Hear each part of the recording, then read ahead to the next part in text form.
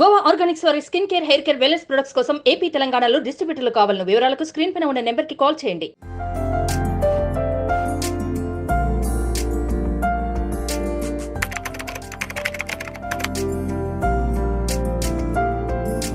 మీకు తెలుసా, కిచెన్లో కందిపప్పు డబ్బా ఖాళీగా మారుతోంది. ఇంట్లో వండినా సరే టమాటో పప్పు, పాలకూర పప్పు, పప్పుచారు కాస్ట్లీగా మారిపోతున్నాయి. ఎందుకంటే షాపులో రేటు పెరిగిపోతుంది. గతేడాది ఇదే సమయంలో కందిపప్పు ధర కిలో 100 రూపాయలు మాత్రమే. ఇప్పుడు 180 రూపాయలకు చేరింది.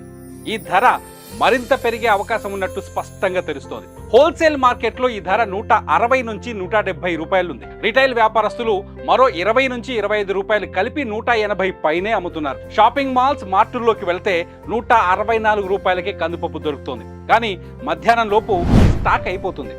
రిటైల్ షాపులకు, మార్టులకు మధ్య ధరల్లో వ్యత్యాసం ఉండడంతో జనం మార్టులపైన పడుతున్నారు. అయితే ఈ కొరత ఇంకొంతకాలం కొనసాగే అవకాశం కనిపిస్తోంది. రానున్న రోజుల్లో కందిపప్పు ధర మరింత పెరిగే ఛాన్సెస్ కనిపిస్తున్నాయి.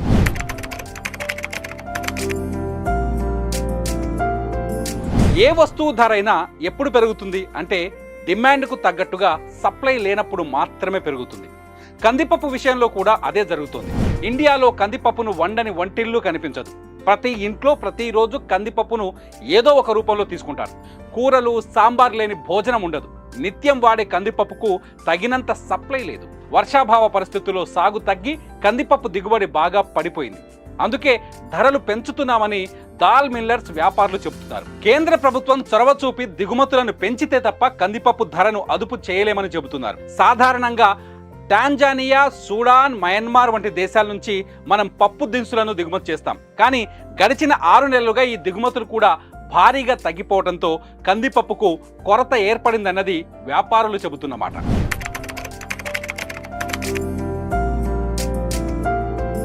ఎన్నికల సమయంలో పప్పు దినుసుల ధరలు పెరగడంపై కేంద్రం కూడా ఆందోళన వ్యక్తం చేస్తోంది. ముఖ్యంగా శనగ, కంది, మినపపప్పు కొరతపై దృష్టి సారించింది. మార్కెట్లో పప్పు దినుసుల లభ్యతపై ఎంక్వైరీ మొదలుపెట్టింది. 2023 అక్టోబర్లో 3.4 మిలియన్ టన్నుల కందిపప్పు అందుబాటులో ఉంది. ప్రస్తుతం అది 3.33 మిలియన్ టన్నులుగా కనిపిస్తోంది. దిగుబడి కొంత తగ్గినా ఇది మార్కెట్పై పెద్దగా ప్రభావం చూపించే తేడా కాదు. ఇలాంటి పరిస్థితుల్లోనూ కందిపప్పు ధర ఎందుకు పెరుగుతోందో అర్థం కావటం లేదంటున్నారు అధికారులు.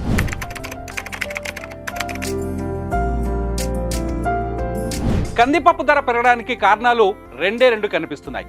ఒకటి, దేశీయంగా కంది పంట సాగు తగ్గిపోవటం. ఎందుకంటే 2018లో 4.3 మిలియన్ టన్నులున్న కందిపప్పు దిగుబడి 2023 అక్టోబర్ నాటికి 3.4 మిలియన్ టన్నులకు పడిపోయింది. దిగుబడి పేపర్ల మీద కనిపిస్తున్నా అది మార్కెట్లో రిఫ్లెక్ట్ అవ్వట్లేదనేది అధికారుల వెర్షన్.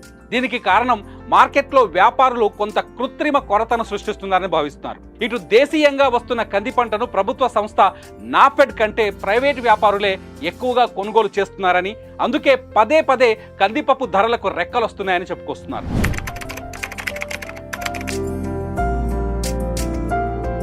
కందిపప్పు ధరలను అదుపులోకి తెచ్చేందుకు కేంద్రం కొన్ని చర్యలు చేపట్టింది.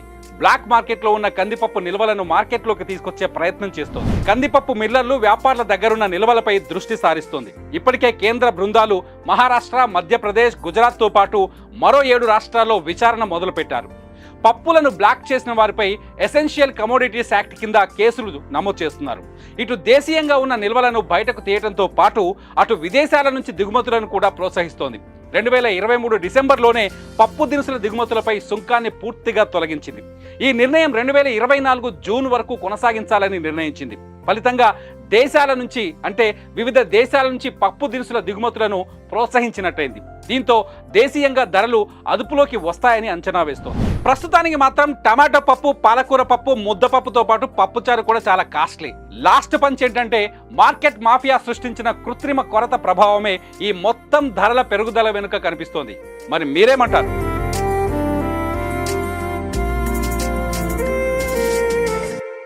సుమన్ టీవీలో మీ పర్సనల్ అండ్ బిజినెస్ ప్రమోషన్స్ కోసం కింది నెంబర్కి కాంటాక్ట్ చేయండి.